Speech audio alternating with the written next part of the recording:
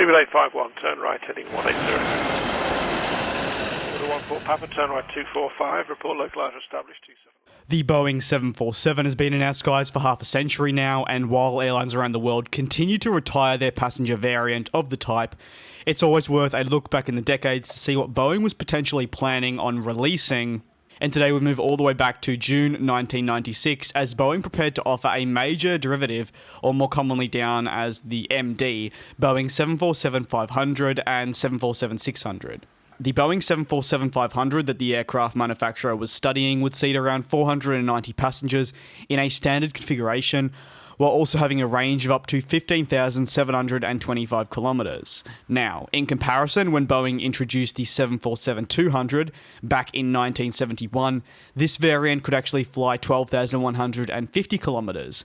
Now, that was up 4,000 Ks from the original variant. The continued progression of technology benefited Boeing and their multiple ideas that would see new variants like the 747 Stretch, 747-500 and 747-600 all be discussed. The 747MD program, as it was titled, was expected to get off the ground and running pretty rapidly.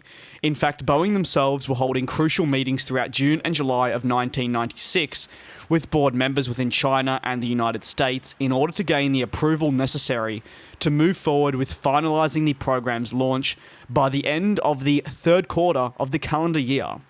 The rush to launch the aircraft type was evident as Boeing looked to try and make the most of the still heavy interest in the Boeing 747 before the series would be no more in favour of the changing climate moving towards twin engines for long-haul operations. What's very interesting to take from all this and the overall process the Boeing executives went through at the time was they weren't overly fussed over how many orders the aircraft was actually going to receive. It was more down to the customers that ordered it and their status within the aviation industry, which to me says a lot. In an article published by Flightgloal all the way back in 1996, the Boeing executives said that if they received interest from, say, a Singapore Airlines and or British Airways, no matter the units ordered, they'd go forward and launch the type just like that, with the click of the fingers.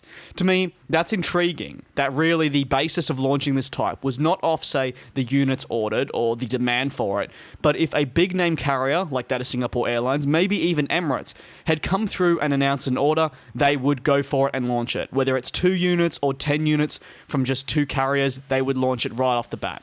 However, ultimately the aircraft variant never worked out as airlines were more in favour of aircraft that offered better fuel economy over a long-range period. This is what we saw with the Boeing 777 that eventually launched. Now, Boeing offered it to multiple customers, this 747MD, but the interest just simply wasn't strong enough. A year later, in 1997, the program seemingly had collapsed, and there was never any more talk of Boeing working on an aircraft like the 747-500 or even 747-600. That's the story of just one of the many unreleased Boeing 747 variants. If you enjoyed this video, do be sure to hit the like button so I know if you want to see more of these. Until the next video though, please do stay safe and take care.